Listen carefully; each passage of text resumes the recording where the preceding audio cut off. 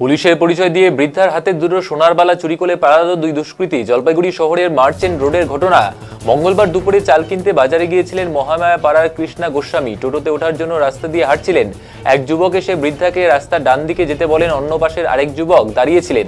বৃদ্ধাকে ওই যুবক নিজেদের পুলিশের পরিচয় দিয়ে তার কাছ থেকে সোনার গহনা আছে কিনা তা জানতে চান, কারণ এলাকায় ছিনতাই হচ্ছে বলে ওই যুবকরা জানান। তারপর বৃদ্ধার হাতে দুটো সোনার চুড়ি নিজেরাই কাগজে ভরে ব্যাগে ভিতরে ঢুকিয়ে দিতে সাহায্য করার অভিনয় করেন এবং ইমিটেশনের চুড়ি কাগজ ভরে ঢুকিয়ে দেয় এবং আসল সোনার চুড়ি নিয়ে চম্পট দেয় তারা। বৃদ্ধার টোটো চালকের ঘটনার কথা বলার পর ব্যাগ চেক করে দেখেন আসল সোনার বালা দুটো নকল সোনার বালা দিয়ে পরিবর্তন করা হয়েছে।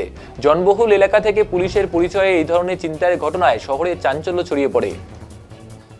টং করতে দিতেন তাহলে একটা কথা ছিল না না ওই জলপাইগুড়ি শহরে এই ধরনের ঘটনা হয় কি ভাবলেন আজকে? সেটাই আমি তো ভাবার থেকেও অবাক হয়ে যাচ্ছি। এইরকম ঘটনা আমি কি করে করলাম, এটা আমার মনেই হচ্ছে না যে আমি নিজেকে ক্ষমা করতে পারবো, এই আর কি।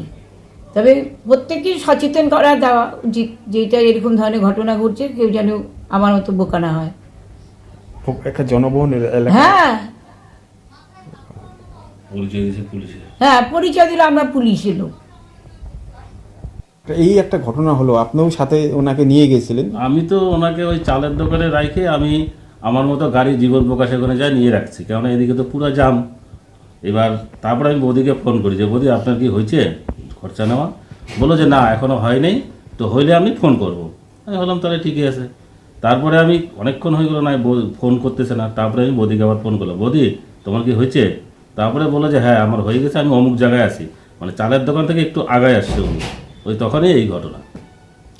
এই যে হঠাৎ নিয়ে চলে গেলে এত জনবহুল জায়গা, একটা জনবহুল, বৌদি বুঝতে পারিনি, বৌদি ভাবছে যে এটা হয়তো আমাকে ভালোর জন্য হয়তো উনি খুলে আমার ব্যাগে রাখতে বললো কাগজ। পুলিশ পরিচয় দিয়েছে। পুলিশ পরিচয় দিয়েছে। কি নাম ছিল? না না ওইটা দিছে, এইটা ব্যাগের মধ্যে, এটার মধ্যে ভরা।